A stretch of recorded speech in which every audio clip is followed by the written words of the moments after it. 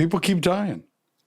And, and as prepared as you think you're for it, because you've experienced it before, it starts hitting closer and closer.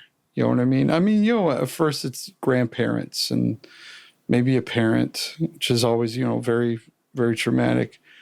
But it's, it's aunts, uncles, it's relatives you've never even met before that, that are passing away but now, my brother who was dealing with cancer for years, he got to the point, I don't know if we talked about him before, but he'd gotten to the point where he was going through chemotherapy. I went in and did the bone marrow transplant test to see if I was a match. I was.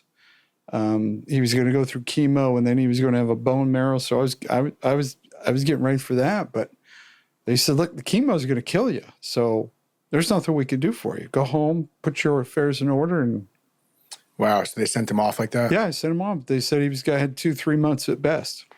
How long ago was this? This was in December of 2019. 2019. And so he goes home thinking, okay, it's over. Well, he goes home, he's off all the meds and all the cancer stuff, and he starts feeling better. He's like, well, I still have some time. So he planned his own funeral. Wow. Even went and bought a casket. And my brother's an artist, he does really incredible pinstripes and stuff. Our family raced cars all through our youth, and so some of his earliest artwork was pinstriping race cars. No way. And so he gets his casket, and he's like, yeah, this is boring. Because, he's an artist at heart. He's always looking, everything. He's always doing something artistic with everything. And so he pinstriped his casket. And it's beautiful. And it's like, what a waste, because we're going to bury this thing. But so what he did was, his wife has a motorcycle. So he went and he painted the motorcycle to match the casket. So it's got the same designs and everything. So that when she goes and rides, it's like he's with her. That's amazing. Because it's one of the things they would do together is go ride the motorcycle. And so he goes and he gets his casket done and everything, and they're telling him 3 months. We were making arrangements. We were just kind of sitting around waiting for the moment. 3 months goes by. He gained weight, and he was feeling better, and feeling better and better. And I ended up taking him to back to Missouri and hang out with my mom for a couple weeks, because he wanted to, I've got my sisters and my mom that live in Missouri. And so I took him and we went there. My sister opened a restaurant, and so he did some sign work for her. And yeah, it was just a cool chance to hang out with him. Yeah. And then he's still alive. We're like, what do we do? And so he just kept plugging along, and he got sick one time, and he went back into the doctor to, see what was going on. And they did some tests and everything. They said, oh, it's just a little bronchitis. We'll take care of it with some things. And he goes, well, how's the cancer? And they're like, what?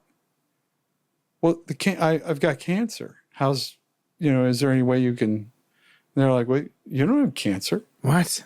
And so they went and they ran some more tests, and they go, no, you don't have cancer. He's like, I was sent home to die. So the doctor looked at the medical reports, was like, oh, wow. Yeah, no, there's no cancer. What happened? Just went away. It just went away.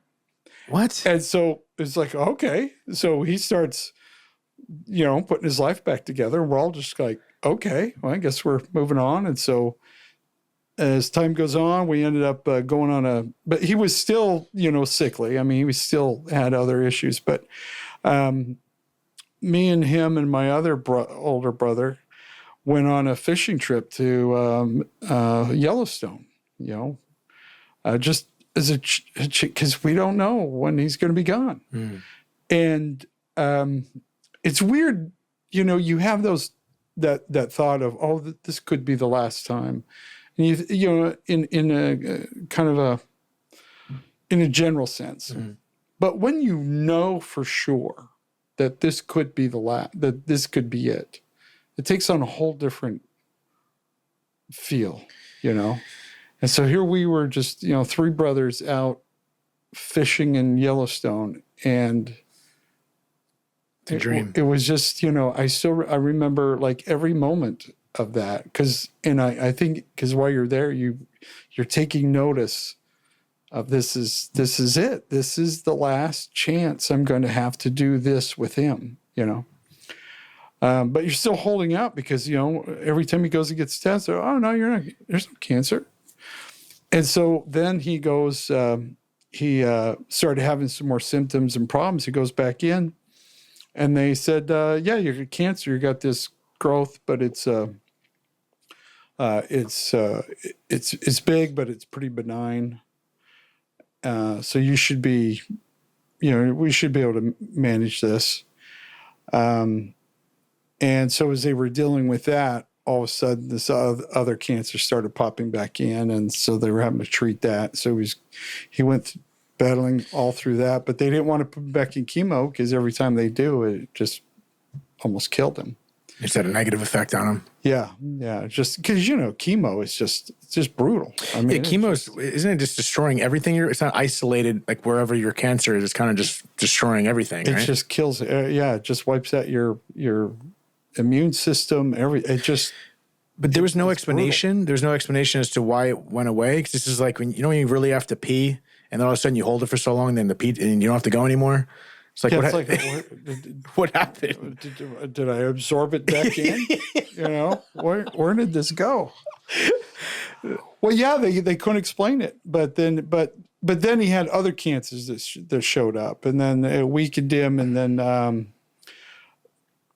they were treating that, and then just this last January, finally, for several months, he was just losing energy more and more. It was just harder and harder for him to do anything. And then finally it just caught up with him. Was there any warning with that in regards to this time, did you really know he was declining? And no, I mean, he was just in ill health, but it just seemed like, it seemed like he had beat it, that the worst of it was over, that maybe he was going to be fine.